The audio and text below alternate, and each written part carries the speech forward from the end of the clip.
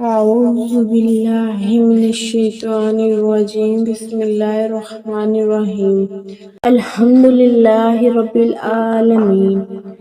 ترجمہ کنز ایمان۔ سب خوبیاں اللہ کو جو مالک سارے جہان والوں کا۔ ترجمہ کنز عرفان۔ سب تعریفیں اللہ کے لیے ہیں جو تمام جہان والوں کا پالنے والا ہے۔ الحمدللہ، سب تعریفیں اللہ کے لیے ہیں، یعنی ہر طرح کی حمد اور تعریف کا مستحق اللہ تعالیٰ ہے، کیونکہ اللہ تعالیٰ کمال کی تمام صفات کا جامع ہے۔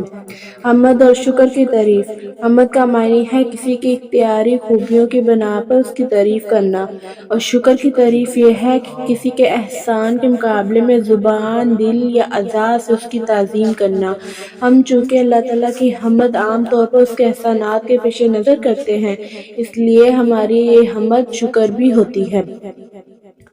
اللہ تعالیٰ کی حمد و ثنا کرنے کے فضائل۔ حدیث مبارکہ میں اللہ تعالیٰ کی حمد و ثنا کرنے کے بہت فضائل بیان کیے گئے ہیں۔ ان میں سے 3 فضائل درج ذیل ہیں۔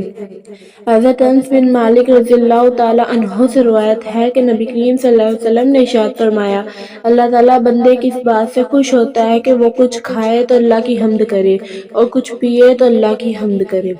حضرت جابر بن عبداللہ رضی اللہ تعالیٰ عنہ سے روایت ہے کہ حضور پرنور صلی اللہ علیہ وسلم نے ارشاد فرمایا، سب سے افضل ذکر لا الہ الا اللہ ہے اور سب سے افضل دعا الحمدللہ۔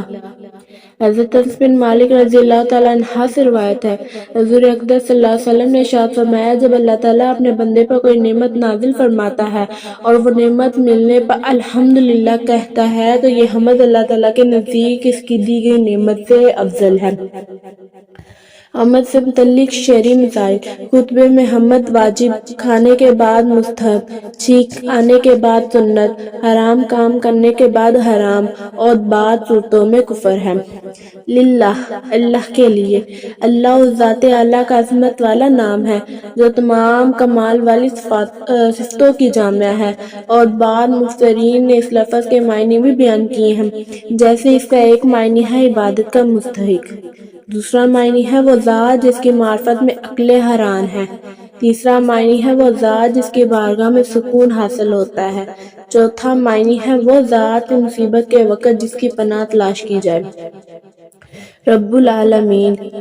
رب العالمین جو سارے جہان والوں کا مالک ہے۔ لفظ رب کے کئی معنی ہیں، جیسے سید، مالک، معبود، ثابت، مصلح، اور بتدریج مرتبہ کمال تک پہنچنے والا۔